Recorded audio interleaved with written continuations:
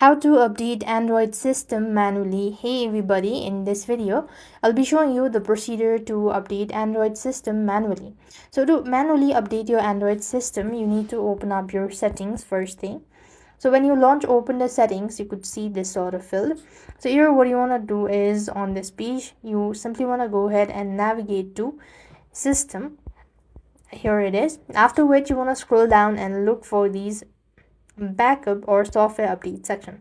So click on system update, or you could also check for app update. Now this actually depends on the type of device that you're using. So this might be located in somewhere up and down. You just have to make sure to locate it, but it's going to be located in the settings, that's for sure.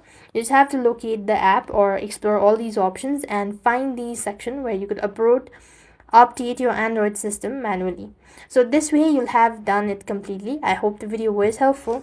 Make sure to like, share and subscribe. Thank you for watching. See you in the next video.